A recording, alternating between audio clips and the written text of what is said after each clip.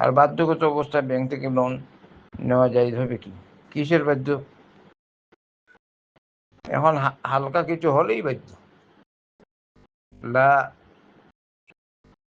এমন অবস্থায় লোন নিবে, যেমন মানে লোন নিতে পারে যে এখন যদি আমি খাবার না খাই তো মারা যাব, এরকম পরিস্থিতি। আর কোনো কিছু পাচ্ছে না, সে এক রকম ভাতও দিচ্ছে না, এই পরিস্থিতি আপনি সুদভিত্তিক লোন দিতে পারেন, যেভাবে আল্লাহ পাক বলেছেন حرمت عليكم الميتة والدم ولحم الخنزير وما أهل لغير الله به والمنخنقة والموقودة والمتردية والنطيحة وما أكل السبع إلا ما ذكيتم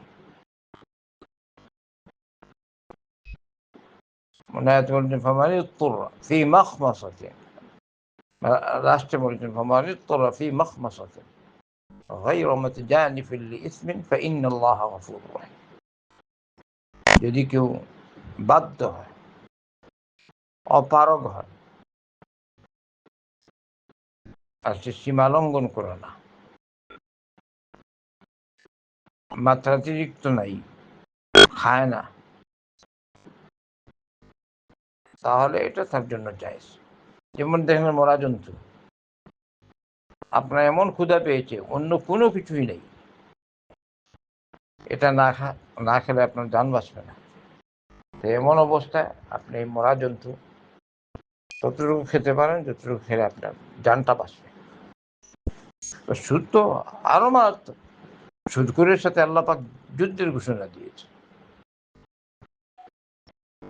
এখন হালকা বাহানা করি আমি বাধ্য, এরকম কোনো কিছু লোক আছে, ফতোয়া ইলমের দরকার। হাসবুনাল্লাহ কি সুদ সর্বত্র ছড়িয়ে পড়েছে, এগুলোকে মানুষ অনেকে কিছুই মনে করে না।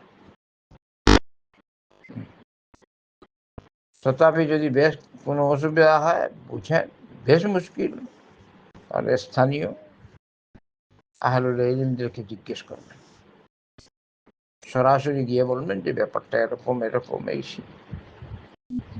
যে পরহেজগার মুত্তাকি আল্লাহওয়ালা দিনের আলেমকে জিজ্ঞেস করবেন, শুধু এই বয়সে না। বারাকাল্লাহু ফিক।